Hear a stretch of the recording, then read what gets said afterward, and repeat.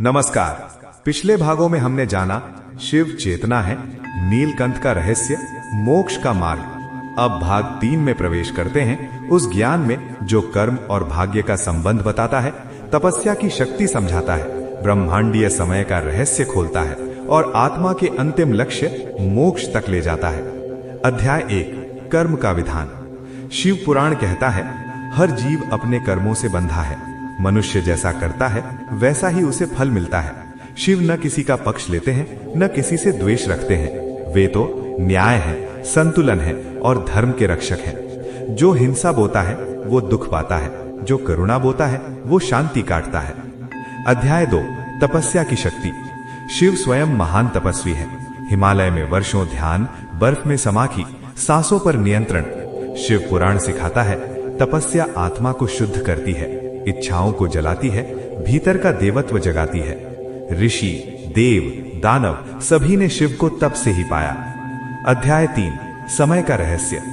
शिव काल अतीत हैं। भूत, वर्तमान, भविष्य तीनों उनके चरणों में है। महाकाल के रूप में शिव बताते हैं, समय सब कुछ नष्ट करता है लेकिन आत्मा अमर है। शिव का डमरू और तांडव इन्हीं से युग बदलते हैं। चंद्रदेव का शाप। शिव पुराण कहता है, जब अधर्म बढ़ता है तब शिव की शक्ति सक्रिय होती है।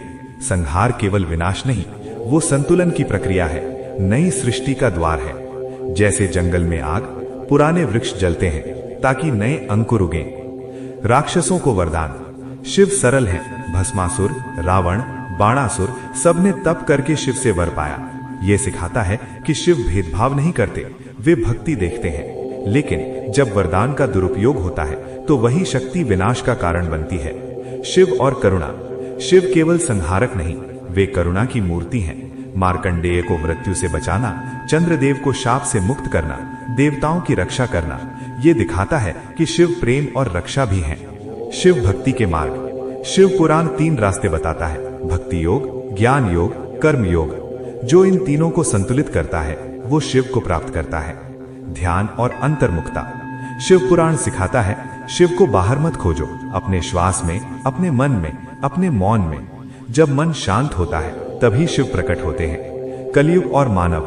कलयुग में लोभ बढ़ेगा, अहंकार फैलेगा, धर्म कमजोर होगा, लेकिन शिव पुराण कहता है कि इस युग में नाम स्मरण ही सबसे बड़ा साधन है। ओम नमो शिवाय, ये मंत्र आत्मा को शुद्ध करता है। मृत्यु और मोक्ष का अंतिम सत्य। मृत्यु भय नहीं, ये देह का त्याग है। जो शिव को जान लेता है वो जन्म मरण से मुक्त हो जाता है।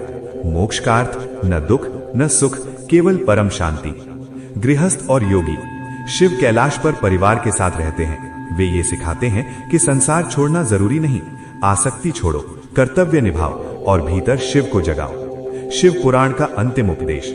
जो स्वयं को जीत ले वही संसार जीत लेता है। अहंकार छोड़ो, सत्य अपनाओ, करुणा रखो, ध्यान करो, यही शिव पथ है। समापन। शिव हमारे भीतर।